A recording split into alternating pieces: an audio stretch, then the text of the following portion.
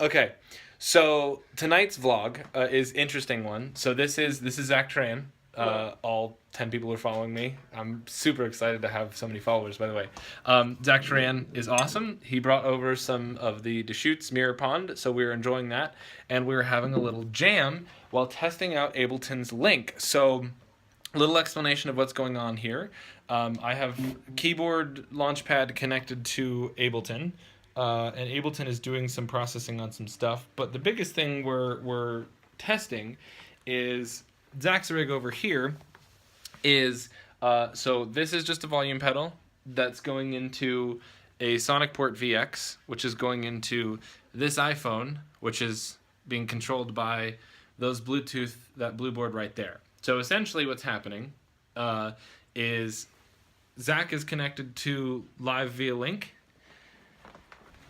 Ableton is connected to live via link. And the iPhone that I'm shooting this on is also connected to link and connected to the whole ecosystem because why not? And I think I'm playing drums or something on it. I don't remember.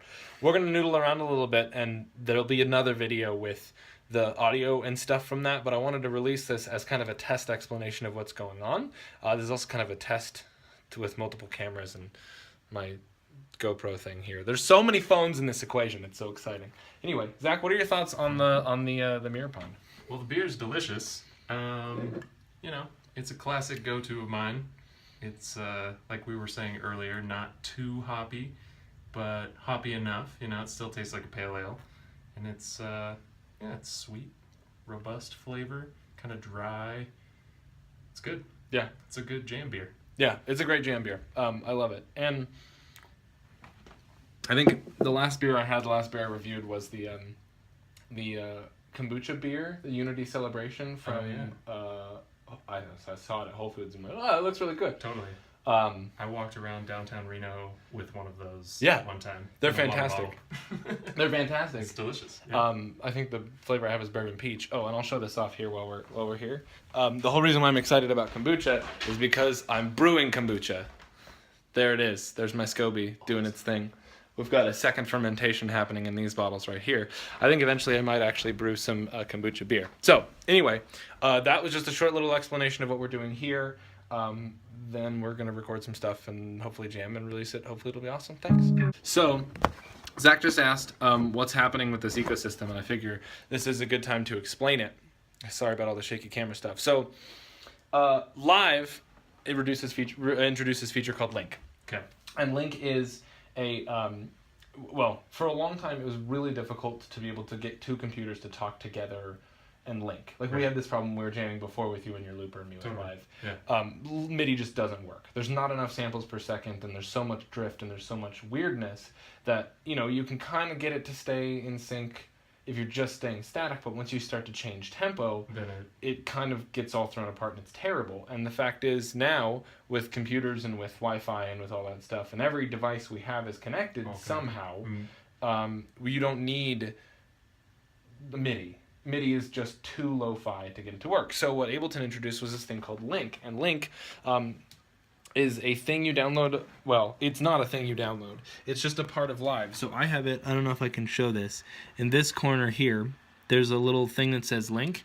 And it's basically, instead of syncing to a external tempo, you can sync to, or instead of syncing to like a MIDI tempo, you can sync to whatever you're linking to. In this case, we're linking to this here. Sorry, not the GoPro one, but this one. And you can link to, basically anything that you connect will link together. And the cool part about this is, and the reason why I think this is so fun is because you can control the tempo, or I can control the tempo in many ways. Right. So, I don't know. The cool part is, there's only a few apps out there that use Link right now. Like, my favorite music production apps don't. So I'm kind of, that's why we're using like the cheesy Korg one. Gotcha. And the drum sounds are going to be really Korgy. But yeah, it'll be still fun to explore. Still getting that delay. Okay. So anyway, so that's what Link is, and that's why it's cool, and that's what we're playing with. So the app on my phone, to explain, was just running a silly app, and so I can change the time with that, but it's just limited to silly drums. So I see. Okay, Zach. Mid-jam thoughts. Mid-jam thoughts. It works. It works. The looping works really well.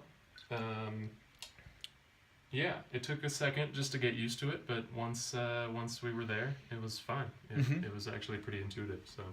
Okay, so the one thing that I'm a little frustrated about is that with Loopy, and kind of the whole reason why I like live looping and live loopers in general, is that you can let your idea determine the tempo. And it seems that with Link, you have to be the only device connected to the Link server at the time. So I have to turn off Link on Ableton, and then I have to turn on Link when he's doing once he's done with his loop, in order to play along with his idea, which I guess was my whole idea, was to be able to just have him start and stop and start and stop. So I guess it's cool because you can have people kind of come in and out of the jam session using their loopers or using their devices, but it's not so cool because...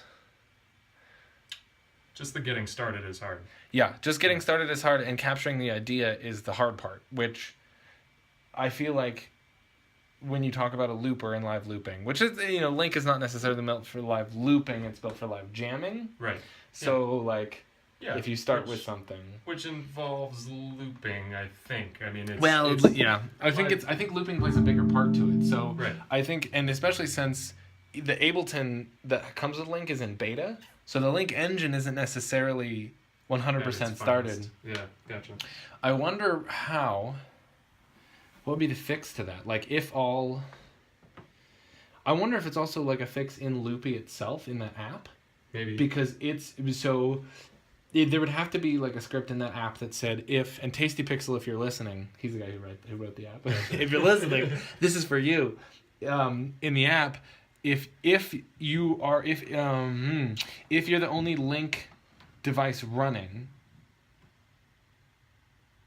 ignore tempo until your loop starts and then set tempo. I don't know if that's a thing, or be able to switch on that function, have a function that allows you to set tempo with the metronome, and have a function that quantizes the tempo based on when you start and stop the loop. Yeah, have a way to have your loop length determine the tempo, and have a way to let you lock in with already existing loops. And I wonder what that would be. I wonder if it's just an extra switch to have, or if it's if you hit play on the master clock, it will sync to the live tempo that's already happening, or if you start and stop your loop, it will start the Link after you tempo. Yeah.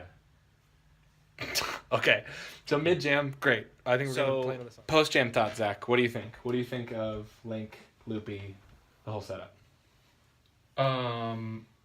There's a couple things that need to be fixed, but besides that, it has a ton of potential. Yeah, super fun. Super fun. Yeah. It's really cool. Yeah, a couple of bugs, but besides that, it's all good. Yeah, and there's some, able to make some really fun music, and I don't know. And to me, I'm always in love with improvising music. Yeah, totally. And this allows you to do that with technology, which is very fun. And recording, and let everyone take it control of their own recording. Yeah. Part of the situation, which is really cool. Looking at my setup, and this was really last minute thrown together, just playing around with the thing. But I would really like to, one thing that I discovered in this, and I don't know if you're the same, but capturing ideas. So we did a third jam, which I probably won't put out. And the third jam, the problem with it was I had an idea, and because I'm using Ableton, I then sat down and sequenced some beats and drew some things out. And then by the time we actually were playing the idea and I was in it, I wasn't feeling it anymore. Right. And I think that's, I don't know, for me, it's too preconceived. Killed it. So that's why every other jam that we started, I was like, I'm so sick of that bass line that I've been painting for the last 5 minutes. What do I play now? Exactly. Yeah. Well, and I think that's where, you only have 4 buttons on that controller. Totally. Which the 4 buttons could do anything you wanted them to. Right. 4 buttons and then this, I was doing some with my hands, but yeah. But it would be cool if you had more whole. Yeah, absolutely. Which you can. That's the cool part about that, because you could just get a different controller, bigger controller, and just make it happen. Yep. If you could have volume and pans and other effects, if we could have coordinated that stuff in as well, you could have gotten crazy and would have been fun. Yeah. But anyway, so I think the biggest thing for me is I feel like if I'm going to do the live looping thing and jamming, I really need something that can incorporate everything. And I'd really like to incorporate my guitar as well, which I just got rid of my M13, and now I'm missing it, but not. Like there are some parts about it that I really liked, but I would need literally two, one for my vocals, one for my acoustic guitar, to do what I wanted it to do. So I don't know if that's probably a little overkill. Anyway, okay, well, that's that. That was jamming with Link in Ableton and Zach Teran, everybody. Peace out.